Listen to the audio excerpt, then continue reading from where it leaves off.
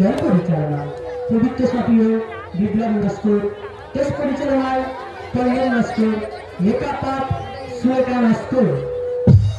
সরাসরি যোগাযোগ করুন কালিকাপুর, মথুরাপুর, দক্ষিণ 24 পরগনা।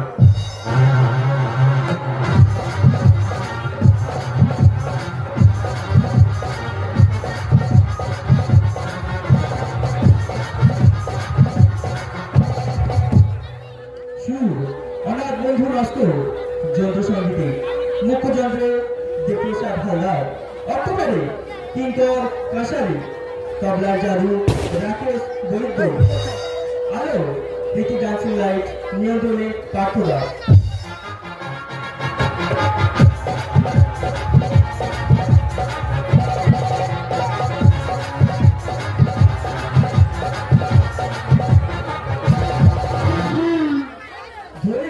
বিশ্বকর্মা সাউন্ড, নিয়ন্ত্রণে শ্যামল হালদার।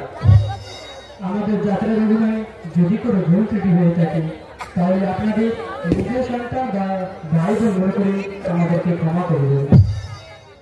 বাবা ভোলানাথ ও মা সরস্বতীর আশীর্বাদ মাথায় নিয়ে ঠাকুর শ্রী শ্রী রামকৃষ্ণদেব পদধূলি পাথেয় করে নাট্যাচার্য শ্রী শ্রী গিরিশচন্দ্র ঘোষকে স্মরণ করে এবং শ্যামা মায়ের পাদে পাদে ভক্তিমান্দ প্রণাম জানিয়ে আমরা শুরু করতে চলেছি আমাদের চলতি মৌসুমে এক বিরাট অশ্রু সজল সামাজিক যাত্রাপালা।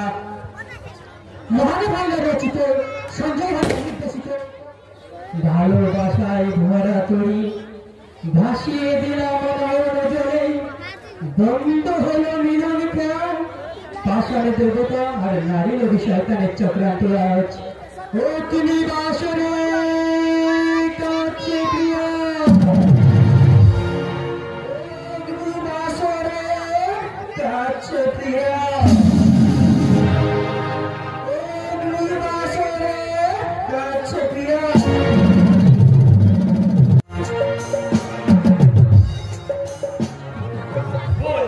সত্যি আমি এতদিন ভুল করেছি।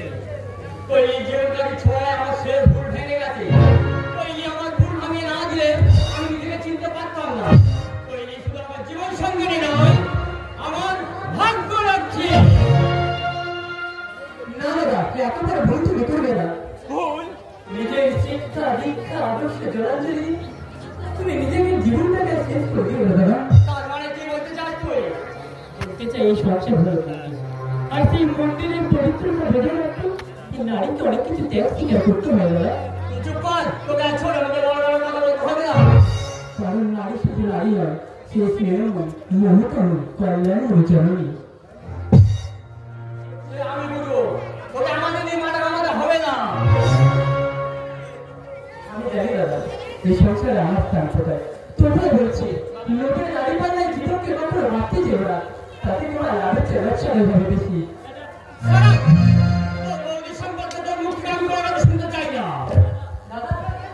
আমি জানি ওই এই বাড়ি বউ হয়ে আসার পর থেকে দুই কাজ ফেলে রেখেছি, কিন্তু জেনে না ওই আমার স্ত্রী, তাই তোর সঙ্গে সম্পর্ক ছিন্ন করতে আমি মৃত্যুদণ্ড দিলাম না। কি বলছো দাদা? ঠিকই বলছি, এখন থেকে এই কথা বলে সঙ্গে চলবে। আর হ্যাঁ, আরেকটা কথা, ওই লিখে ডিস্টার্ব করলে আমি কিন্তু টলারেট করবো না। আমার একটা কথা শুনো দাদা। কি কথা? আমাকে তুমি ভুল বুঝে না দাদা। বৌদিকে আমি দেবীর আসলে বসিয়ে প্রতিষ্ঠা করতে চেয়েছিলাম। আমাদের সংসারে সেই দেবী প্রতিমার ত্যাগ তিতিক্ষা আদর্শী আমাদের এই সংসার হইবে শান্তির মুহূর্ত। আর তাই দেবী স্বর্গ থেকে বাবা মারা তৃপ্ত আত্মা শান্তি পাবে দাদা, পরের শান্তি। তোর গায়ে রাখা আর পয়সা রোজগার করার মনে নেই, মুখে বড় বড় ফুটানি। আগে রোজগার করে সংসারের প্রতি কর্তব্য পালন কর, তারপর বড় বড় কথা বলবি। নইলে দয়া করে ডুবে না ডুবে খেতে দিচ্ছি, সেটাও বন্ধ হয়ে যাবে। মনে রাখে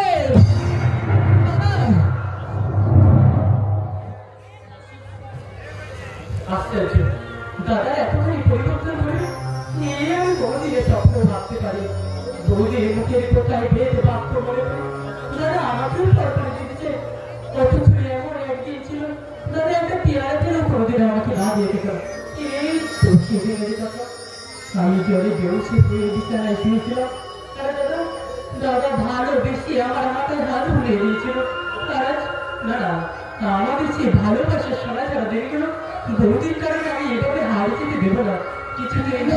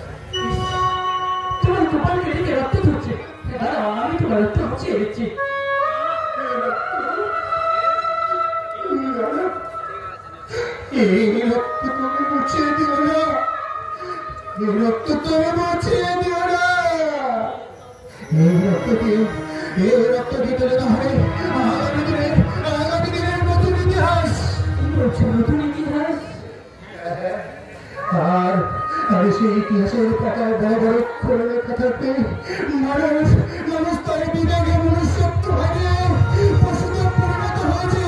মানুষ শুধু স্বার্থ পাওয়ার বেশি। কি বলছো তুমি? তাই তো নেই কোনো কথা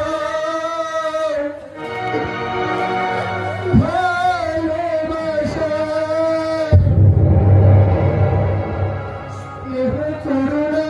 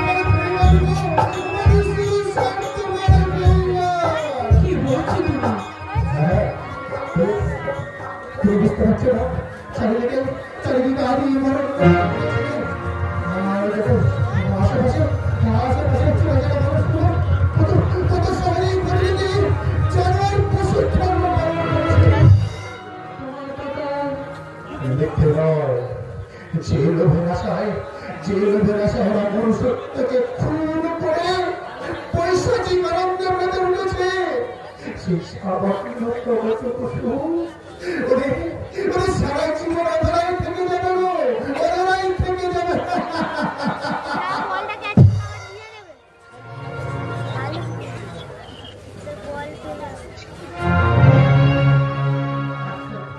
লোকটাকে প্রথমে আমার পাগল বলে মনে হয়েছিল, কিন্তু ওর কখনো তো পাগলের পড়াশোনা জীবনের প্রশ্নমালার উত্তর করতে গিয়ে হয়তো উত্তর মালাই হারিয়ে ফেলেছি।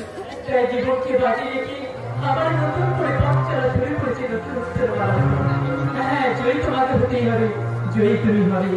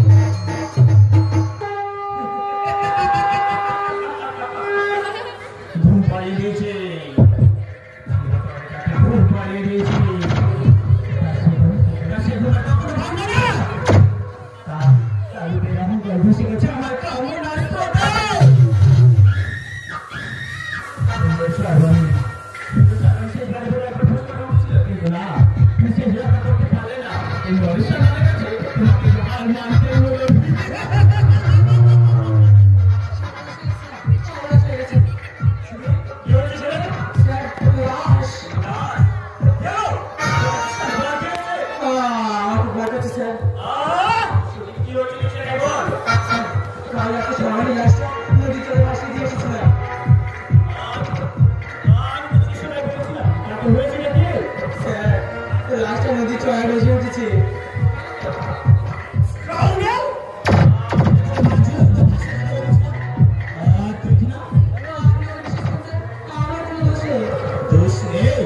তাহলে লাশটা নদী চড়ে আসলে কিভাবে?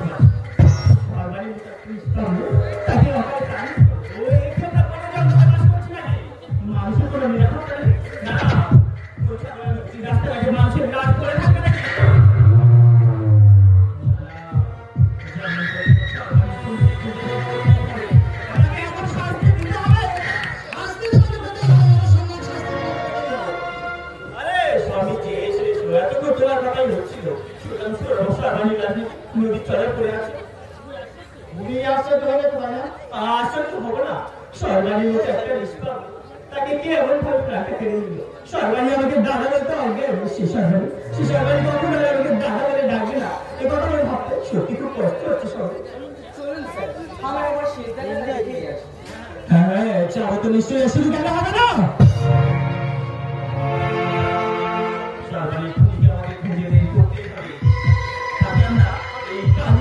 গ্রামের মাটিতে জীবনকে সম্মান দেব।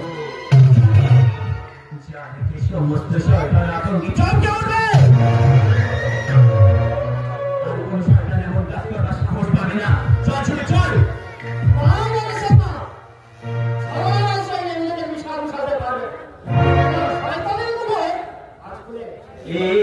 কি বলছো আমি?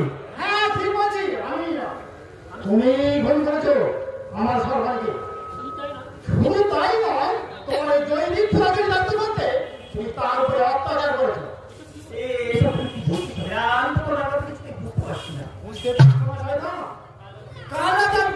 আমি বলেছিলাম, আর সেই সময় তুমি তাকে ঘর থেকে জোর করে ধরে নেবে।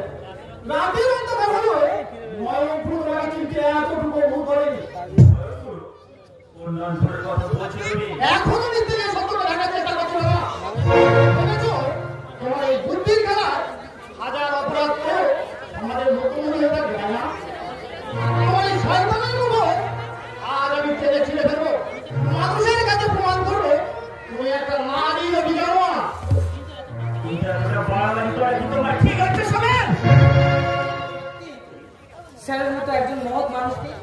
কিন্তু আপনার অপমান করা ঠিক হচ্ছে না। মহৎ বড় বেটাম কোন মহত্বের পরিচয় দিয়ে একটা কুমারী মেয়ের আশা আকাঙ্ক্ষা তোমরা বিশ্বাস করে দিয়েছ। কোন সুযোগের বর্ষবর্তী হয়ে বর্ষয় মেয়ের সার সম্পর্কের বেলায় তুমি ঘুম করবে। স্বামী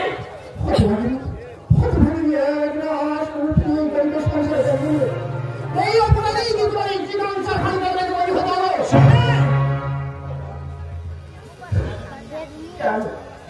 কেন তুমি তাকে মারতে দিলে না? কেন তুমি সঠিক হয়ে যাবে মানুষ করবে? কেন আমার আদরের ছোট জানি না, আমি কিছু জানি না। উত্তর তোমার বিজয় করার সময় উত্তর আর আমি লড়াই করবেন। আমাদের সবাইকে তুমি খুন করো। এই তোমারই মুখের তাজা রক্তে আমি আমার কোনো রক্ত তর্পণ করবে। হ্যাঁ হ্যাঁ, আমি রক্ত চাই, রক্ত চাই, রক্ত চাই।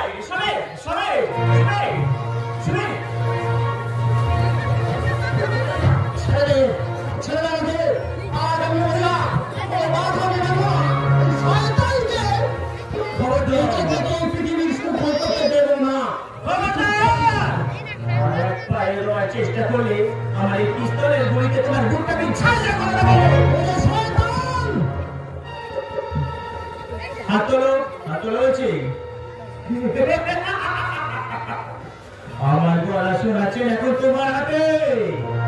Good good, very good. শুনে একটা দড়ি ওর হাতটা পিঠ বরাবর বেঁধে দাও।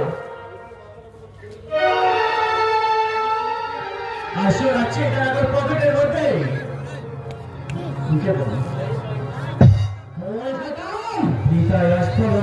শেষ হবে।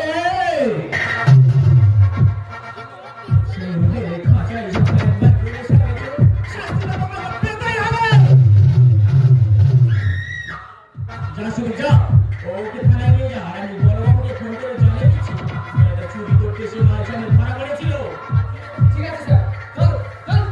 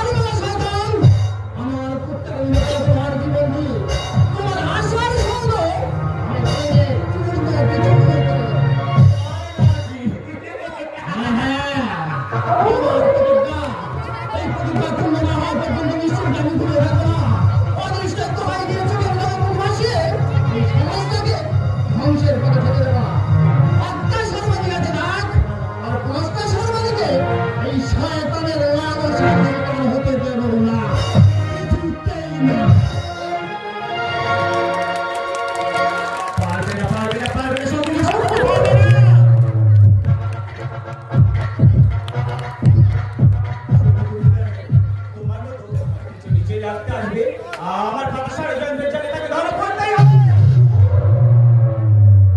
শত চেষ্টা করেও আমাদের সাথে কেউ স্পর্শ করতে পারবে না। শুধু দাঁড় করো।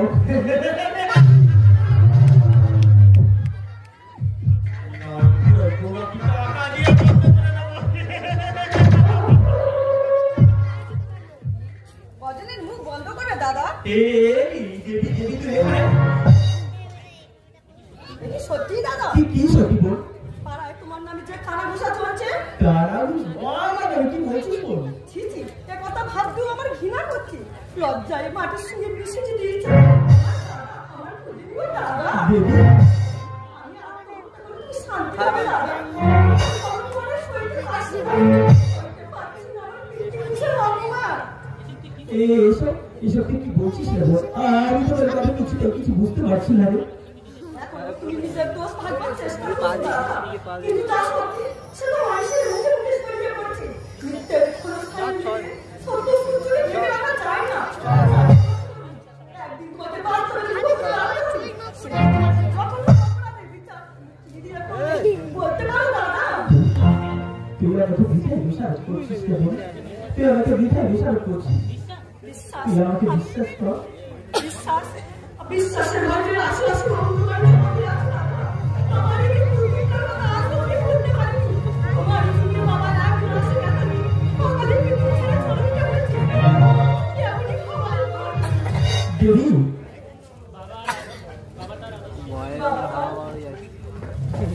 বাবা তার আদর্শে আমাদের মানুষ করেছে, কিন্তু সেই আদর্শ ভাই মানুষের দিকে আমাকে চেষ্টা করেছে তোমাকে সব পথে ফিরে আনতে। পেছনে যখন কিছু দেখলো না, তখন তোমার চিন্তা আর ভাবছি আমি দেখেছি বাবার একটা করি বাবা কান্না, বাবা অসহায় তোমার তাকে শুধু একটা কথা বলছি, আমি চাই